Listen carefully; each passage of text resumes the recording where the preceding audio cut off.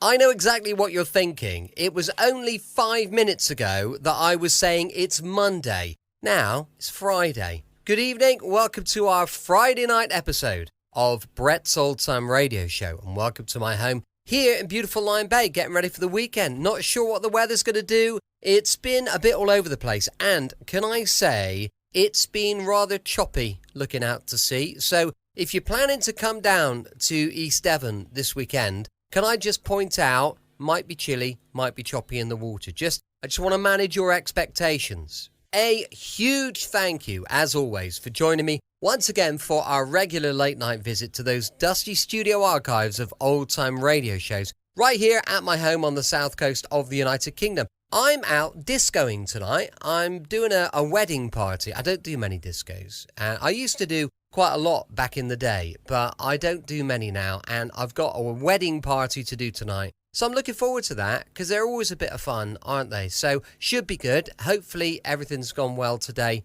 for the wedding, for the bride and groom. But if you're listening, well, I'll see you a bit later. All right, we'll have a lovely time. Right, I'm Brett. I'm your host for our nighttime podcast. Welcome to another episode. I've got Facebook, Instagram, and YouTube channels. They're all called Brett's Old Time Radio Show. Please do check them out. Please do follow me. Or you could send me an email, brett@tourdate.co.uk. Got a supporter page, patreon.com/Brett's Old Time Radio Show. It's time now for our latest episode. A little bit of light relief for the end of the week, a little bit of comedy. It's Steptoe and Son for a Friday. This is an episode called The Lodger, and it was first broadcast on the 13th of February, 1972. We now present another episode in a radio series based on the world-famous BBC comedy success, Steptoe and Son.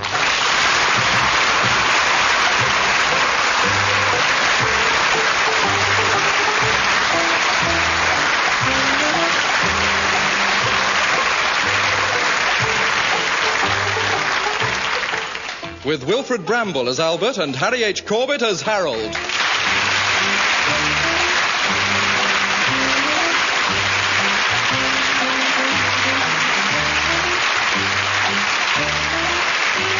This week, The Lodger.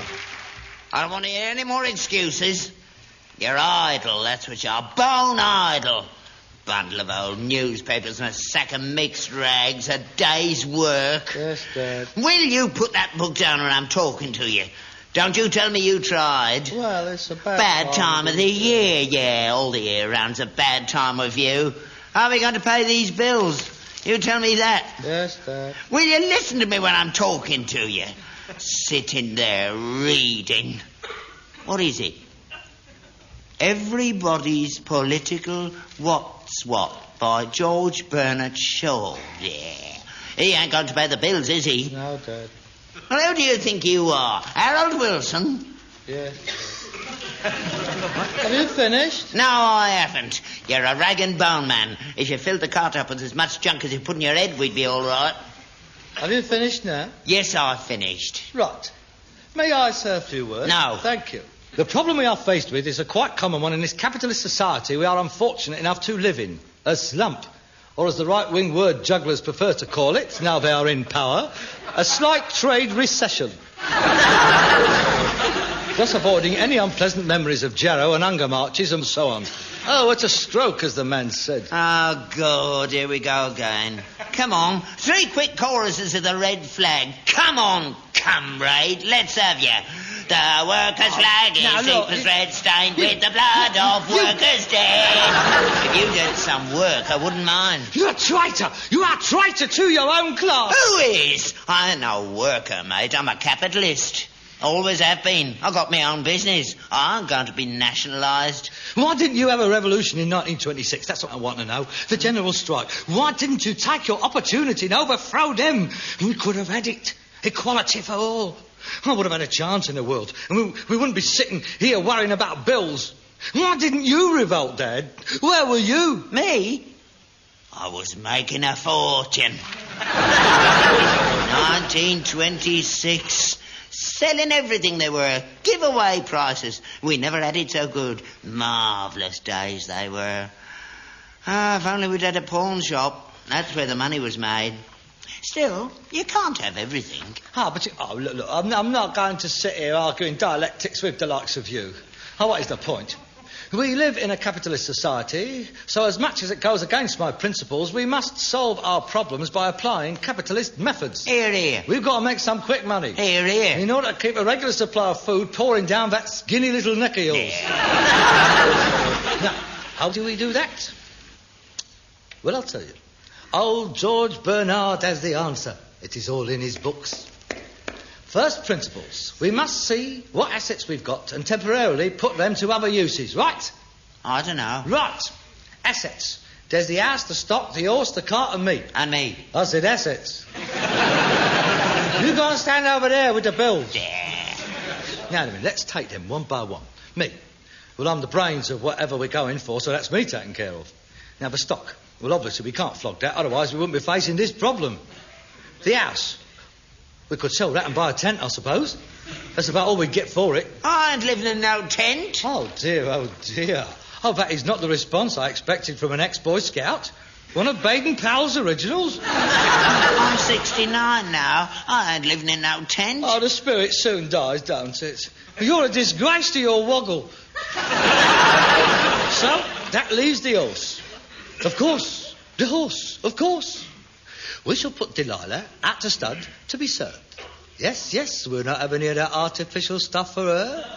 Yes, Mill Reef. I shall get in touch with the Queen's trainer, what's his name, first thing in the morning.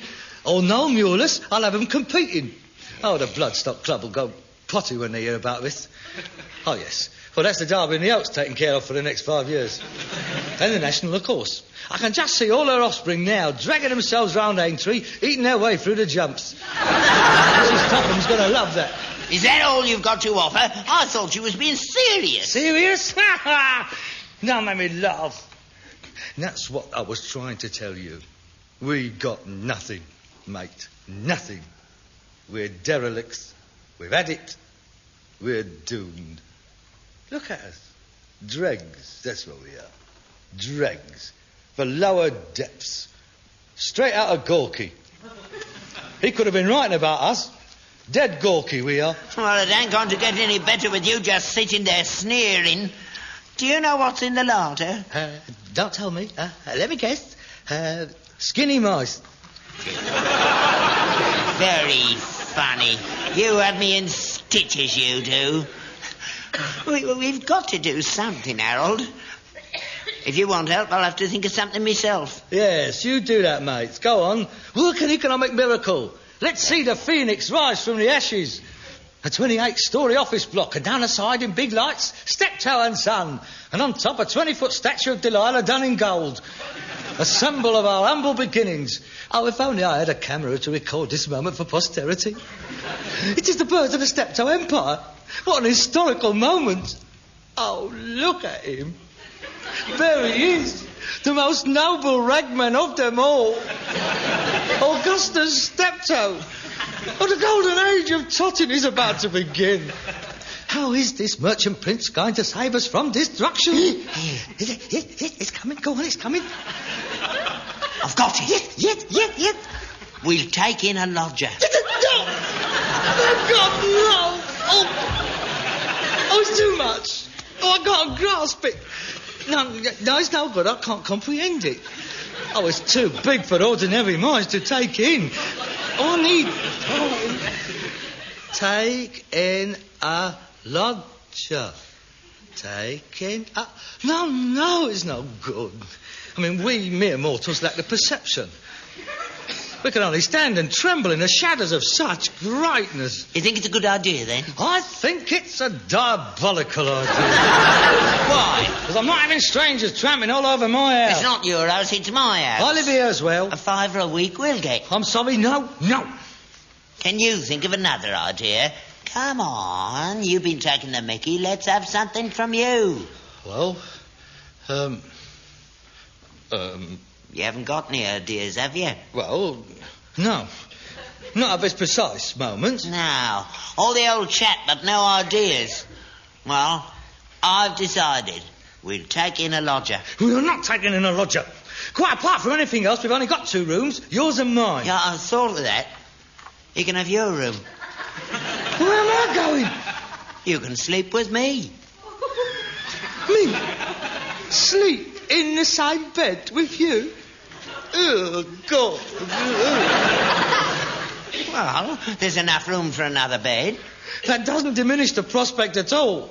I mean, once those great boots comes off, being in the same house is a test of endurance. Besides, I want my own room. I think I'm entitled to my own room. Oh, God blimey, Dad. A man likes a little bit of privacy. Why? What do you do then? I don't do anything. What do you mean? Well, if you don't do anything, what do you want to be on your own for? Well, I want to be on my own because that's the way we live in the West. Look, I'm not tribal, Dad. If this was the South Seas, there'd be 18 families living in one long hut. But over here, a man likes to be on his own. Except if he's got a bird. Which is another reason why I should have my own room. You've never had a bird up there, have you? No. But one can live in hopes. I mean, there's always a first time. Well, what's the point of spending half the evening trying to lure her up there, knowing you're sitting up in bed picking your toenails? I'm sorry, Dad. It's out of a question. My mind's made up, Harold. I'm putting an advert in the sweet shop window. Let's see. To let. Room in fashionable Mews cottage. Clean linen. Suit professional person, £5 a week. No wogs. How's that? That advert is a calculated insult. Ah, the bit about the wogs. I can easily cross that out. No, it's not that. Oh, I don't mind if that's how you feel about it. Well, it's good and bad, same as us, I suppose. I was just trying to... That advert is tantamount to a vote of no confidence in me. What are you talking about? I am the breadwinner in this house. It is my job to provide the money. And by taking in a lodger, you have, in one fell swoop, completely negated my being here. You don't need me. It relegates me to nothing more than a Joe Rons. I'm afraid you're going to have to choose. It's either him or me. You don't mean that, Harold. I do. I've done my best. As apparently that is not good enough, there is no point in my stopping here. Eh? That's got you worried, hasn't it, now? No, I'm not worried. You can do what you like. If you want to go, you go. I can manage without you. £5 a week from the lodger and a little bit of business I can do in the yard, that'll keep me going. I don't need you. All right, then. It's come to a head, then, hasn't it? If you like. Right, then. When are you going, then? I told you. When the lodger comes. I won't go right away. I'll give you a fair chance. I'll wait till the lodger comes. I see. Well, I'd better go and put that advert in then, hadn't I? Yes, you do that. Go on. I'm going to. Go on, then. I will. Good. Where'll you go? Don't you worry about me, mate. Look after number one. It don't pay worrying about other people. I found it out to my cost. You spend your life looking after somebody else, then as soon as things get a little bit umpty, you get slung out. I'm not slinging you out. No, let's go into that again. You go and put your advert in. I'm going to. Don't you worry. I'm not worried. You should have put it in years ago. I wish I had done. It's a pity you didn't. I know it is. All right, then. Right. It's going in now. Good. I hope you get somebody nice. I will. Don't you worry. I won't take in anybody. I hope you don't. Oh, I won't. Don't you worry. I'm not. Right, then. Right. I'll go and put that advert in, then. Yes, you do that. I'm going to. Right now. Don't forget, then. As soon as he comes, I go. I heard you. That's all right, then. As long as you know what you're doing. I do. Right. I'm off, then. Go on, then. I'm going. Good. Here I go, then. Ta-ta. Ta-ta.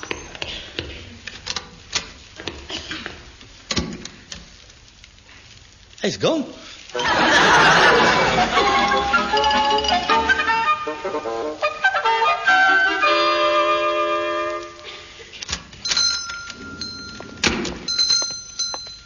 Morning.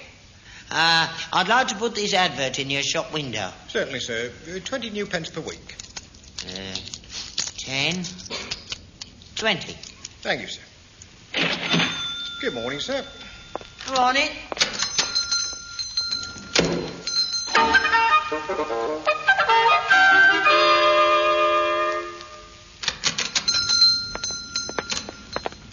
Oh, good morning. I do beg your pardon, but did a skinny little old man just give you an advert to put into your shop window? That's right, sir. Well, he's changed his mind. He wants it back. Oh, I see. Well, Well, no, that's all right. You can keep the money.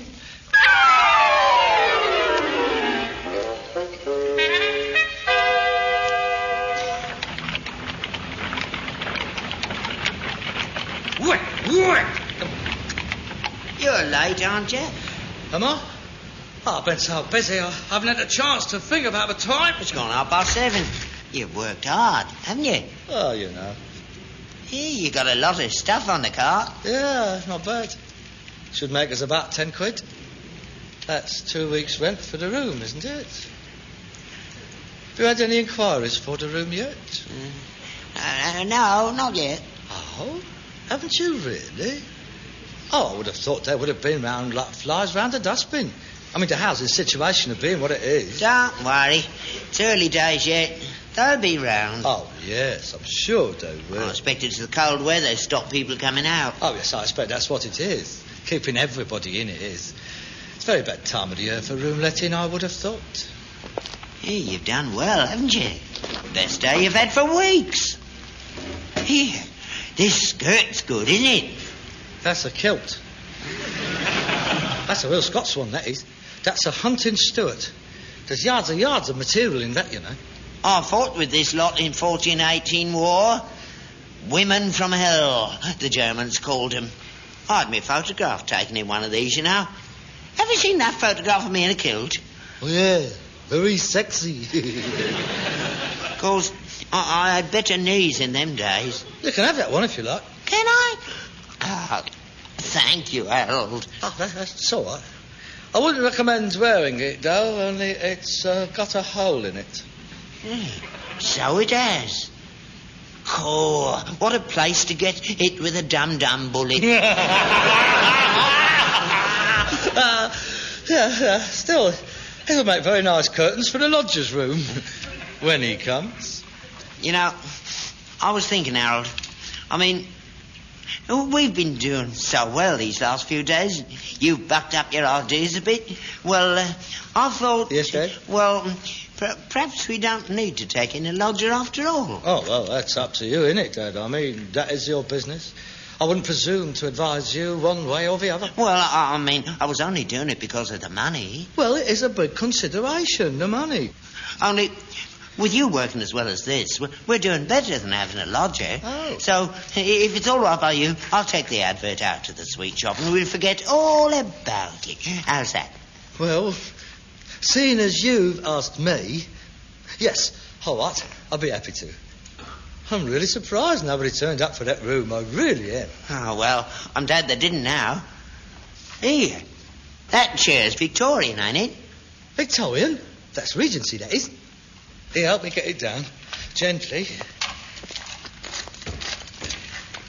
There. No, I wouldn't put that any later than, but 1820. Get away. This is never Regency. Of course it is. That belonged to the Prince of Wales. Look, it's got his feathers on it. It's a Victorian copy. It's not. It's Regency, I'll tell you. Never. It's Victorian. Look, what do you know about antiques apart from being one? Don't you talk to me like that. I know my furniture, and this is Victorian. Well, I'll tell you this. If I had the other 7 and a table, I wouldn't be standing here, mate. I'd be straight up to Sotheby's. A set like this went for 1,000 quid the other week. I'll take it up to Portobello Road on Saturday, you know. It's wormy. Is it where? Where? Here, look. The leg. Where I'm kicking it. See? It's fallen off. So it has. Oh, that's clever, isn't it? 150 years that chair's lasted, and you comes along. It was full of woodworm. It could have been done. Well, you were, that's for sure. And another thing, that chair's been on the cart. Oh, I've told you before never to put any wormy stuff on the cart. You know what they're like when they get their teeth going? The carpet will fall to bits one of these days. Get that chair burned before they march into the house. It's all right. Don't worry, I'll sweep them up. Where's the broom? Ooh. Go on, little worm. Go on. Over there, go on, in the house. Go on, eat it all up. Go on in there, straight up the stairs. First on the right, that's his room. Or better still, have a go at him. Go on, get your teeth into him. Go on. Give a change of diet there. Go on, gnaw your way up his little legs. Yeah, get out of it. Don't squeak my way here. You're mad, that's what you are. You're potty. It is, of course I'm potty. I'm potty to spend my life working hard for you. Working hard? That's a laugh. These are the first 3 hard days' work you've done in years, and it's crippled you. And don't you think I don't know why you've been doing it? What do you mean by that? 'Cause you're scared. I know you. You were trying to get round me. Trying to make me change my mind about taking a lodger. Oh, that is ridiculous. All that chat about staying until the lodger arrived. You made sure he didn't come. I saw you take the advert out of the shop. I did not. Yes, you did. I watched you. I knew you'd follow me. I can read you like a book. You've been letting me flog my guts out for the last 3 days, knowing full well there wouldn't be any lodger coming. Well, you know there wasn't coming as well. That's not the point. I didn't know you knew. This is very humiliating. You has been watching me, haven't you, eh? Laughing at me. You're sadistic, you are. A right little mucky dissard, ain't you, eh? Dropping the hot wax into the open wounds, eh? Well, that's it, mate. Because you've had it. You better put that advert back, because you're going to need all the lodgers you can get, because I'm going. Harold, wait. You've done some horrible things in your time, but never nothing like this. Oh, there's something very unhealthy about you. A word of advice before I go. If I was you, I'd go and get some psychiatric treatment before it's too late. I think they would be very interested in you. Harold, we've had lots of rows before. Row? This isn't a row, Dad. Who's rowing? This is something far worse than a row. You have robbed me of my dignity. That's something we can't gloss over. I'm very sorry. Look, Harold... I'm going to bed now, Dad. I'm very tired. I've had an hard day. I shall leave first thing in the morning. When I've found a job in an apartment, I shall send for my things. And what sort of job do you think you're going to get? There's plenty of jobs I could get, don't you worry. Well, a man of my qualifications, the world is my oyster. And the best of luck with your lodger. I've no doubt you'll get on much better with a stranger than you have with your own son. Goodbye.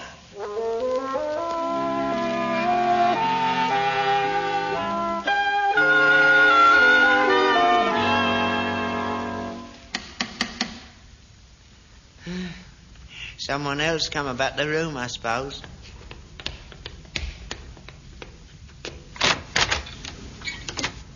Oh, it's you. Hello, Dad.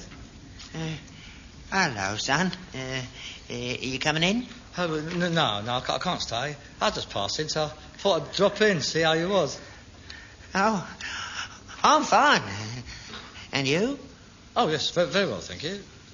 It's been a long time. It's only been a week. Oh, yes. You coming in?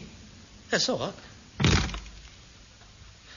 I mean, I'd just pop by, just see if you needed any money or anything. Oh, no, I'm managing nicely, thanks. I was just having me dinner. Yeah, I thought I could smell fish and chips. Have some? Oh, no, that's very nice of you, but I had intended going back to my apartment to eat. Oh. Well, thanks. I mean, if there's any going, perhaps I will join you. Well, go ahead then. Oh, thank you. Oh. How have you been making out? Huh? Me? Oh, yeah, I couldn't be better. You got a good job then? Oh, yeah. Oh, pretty fair. Pretty fair. What are you doing? I'm in advertising. Advertising? Oh, that's nice. You've always been interested in advertising, haven't you? Yes, it is a fascinating business. The hidden persuaders and all that. Trend setting and things. It keeps you busy. Are you going on, Dad? Oh, mustn't grumble. Salt? No, salt. Have you looked at my old room yet? Oh, yes, no trouble at all. Let the first day it was. First one I called, it was in. Oh, good. Don't you want any more chips, son? No, thank you.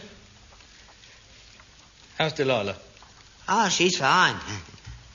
She misses you, I think. She keeps looking round. Does she? Yeah. She bumped into 2 buses yesterday. Harold. Yeah? Why don't you come back? What? Come back here? Yeah. And give up my job? Yeah. Let's start again. I won't nag you. Oh, no, wait a minute, Dad. Oh, I don't know. I mean, I would like to help you out, but I couldn't leave them right into the middle of a campaign. It wouldn't be fair to them. I don't think for a minute they'd let me go. Say it's not ethical. It would give me a terribly bad name in the advertising business, Dad. Harold, please, listen to me. Wait a minute, Dad, please. I can't just decide like that. I'd have to speak to CJ. He's my associate. These things takes time. And they was relying on me for a new angle on this thing. They need me, Harold. Dad. They need me. I saw you at the sandwich boards yesterday. Yeah. I'm the best ideas man that they've got. And pardon? I saw you in the sandwich boards in Orchard Avenue, handing out pamphlets. I saw you, Harold, advertising that Indian restaurant. You've done it again, haven't you? There's my dignity gone for a Burton again. I was on the point of coming back, but no, you have to go and tell me you saw me. You had to let me know, didn't you? If I'd have been sitting in a Rolls Royce with a posh bird next to me, you wouldn't have seen that, would you? No. But a sandwich board, you see them, don't you? Well, that's it. Oh, God, you're not going off again, are you? I can't stop here. Not now, you know that. I'd never hear the end of it. Every time we have a out, we go on, leave, get back under your sandwich boards. I'm not having that for the rest of my life. It wouldn't be like that, Harold. I promise. I'm sorry, Dad. If it'll make you feel any better, I haven't got a lodger either. You haven't? No. Nobody wanted it. I've had 15 people round and they all turn up their noses at it. Are you admitting that you was wrong? Yes. And I was right? Yes. And it was a daft idea, like I said it Yes. was? And it was... Oh, in that case, I'll come back. This makes you look as big a Burke as me, doesn't it? Honour is satisfied. We're back where we started. Yes. Right. Pass me my George Bernard Shaw, please. Here you are. Well, I think I'll nip down to the sweet shop in the morning and take the advert out of the window. I wouldn't bother. I took it out on my way over here. You knew I didn't have a lodger. Of course I did. You rotten, undated little swine. It makes us quits, don't it? I'm going to bed. You'll be back on the round tomorrow morning. Right. What time do you want to call in? Oh, it's about 10:30. Lazy swine.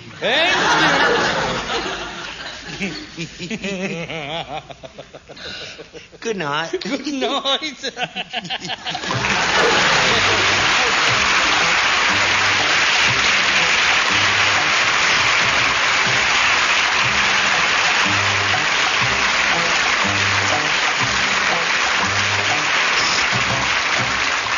You've been listening to Wilfred Bramble and Harry H. Corbett as Steptoe and Son with William Edel. Written and adapted for radio by Ray Galton and Alan Simpson and produced by Bobby J.